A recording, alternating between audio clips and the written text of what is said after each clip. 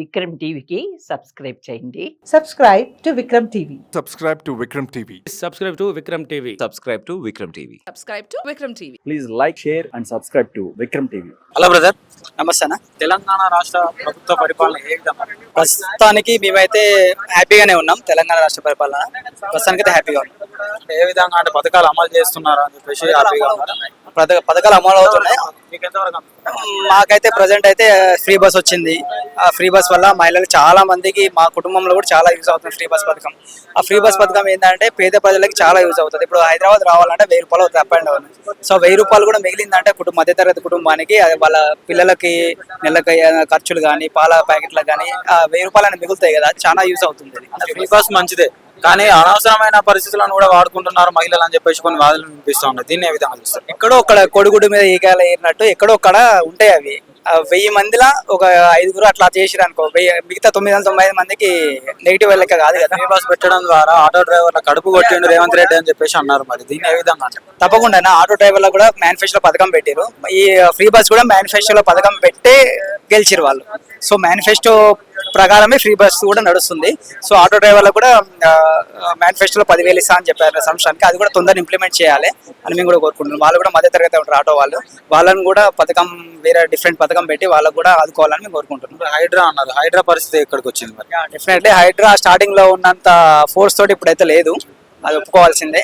మరి అది గవర్నమెంట్ చూసుకోవాలి ఒకసారి. ఆ హైడ్రా తెచ్చిన ఉద్దేశం మంచినే ఉంది, బట్ అందరిని సమానంగా చూడాలని మేము కోరుకుంటున్నాం.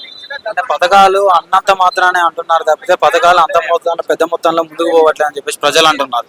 దీన్ని ఏ విధంగా చేస్తారు? అంటే వాళ్ళు వచ్చి ఇప్పటికి సంవత్సరం అవుతుంది, ఇంకా 4 సంవత్సరాలు ఉంది కదా. సో ఇంకో వెయిట్ అండ్ సీ. డెఫినెట్ చెప్పారు. అది వాళ్ళు గెలవడం కోసం నేను అంటానన్నా. ఇప్పుడు మన రాష్ట్ర ప్రభుత్వం 7 లక్షల కోట్ల అప్పు ఉందన్నారు. సో అది కూడా మొన్న అసెంబ్లీలో చూపించారు లెక్కలు, ఎంత అప్పు ఉంది, ఫైనాన్స్ కమిషన్ ఇక్కడ అంతా లెక్కలు చూపించారు.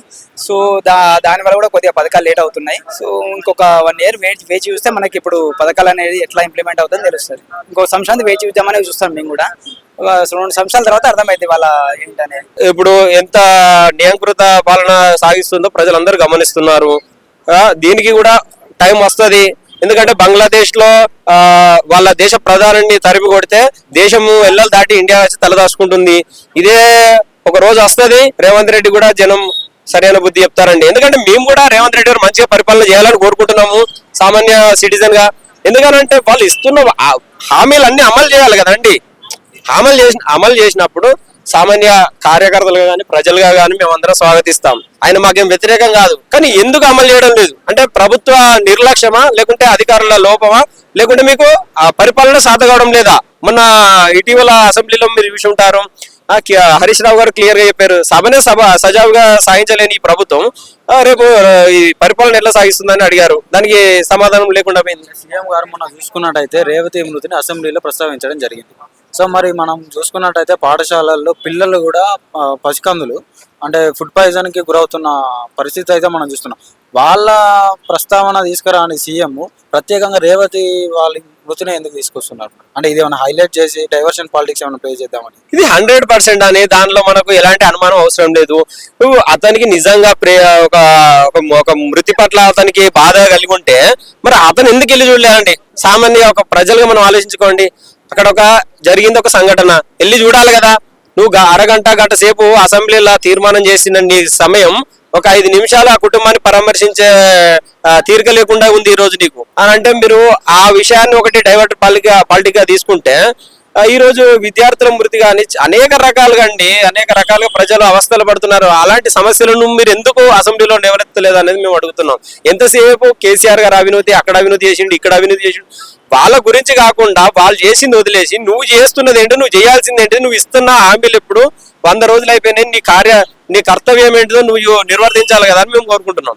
ఒక్కటన్నా ఎస్సీ వర్గీకరణలో మనం చూసుకున్నట్టయితే ఒకే సామాజిక వర్గానికి చెందినటువంటి ఇటు మాదిగలు ఇటు మాదిగలు అంటే ఎస్సీ వర్గీకరణ కావాలి అని చెప్పేసి మాదిగలు కొట్లాడుతూ ఉన్నారు, ఎస్సీ వర్గీకరణ వద్దు అని చెప్పేసి మాలలు కొట్లాడుతూ ఉన్నారు. దీన్ని ఏ విధంగా చూస్తారు?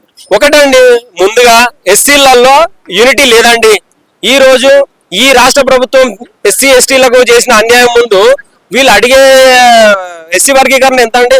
అంబేద్కర్ గారికి ఇప్పుడు 2 సార్ల అవమానం జరిగిందండి ఈ రాష్ట్ర ప్రభుత్వంలో. ఒక్క పూలదండ కూడా ఈ ఎస్సీ ఎస్టీ బీసీ ఇప్పుడు బట్టి విక్రమార్క గారు ఉన్నారు ఉప ముఖ్యమంత్రి, ఆయన కూడా వెళ్ళి కనీసం ఒక పూలదండ కూడా అంబేద్కర్ గారికి ఇయ్యని ఈ సమాజము వాళ్ళందరినీ దళిత నాయకులు ఎలా భావిస్తున్నారో మాకైతే అర్థం కావడం లేదు. ఇలాంటి సమాజంలో దళితులకు న్యాయం జరుగుతుందని కూడా మేము కూడా అనుకోవడం లేదు. దళితులకే కాదు ఏ వర్గాలకు కూడా న్యాయం జరగదని మేము అనుకుంటున్నాం.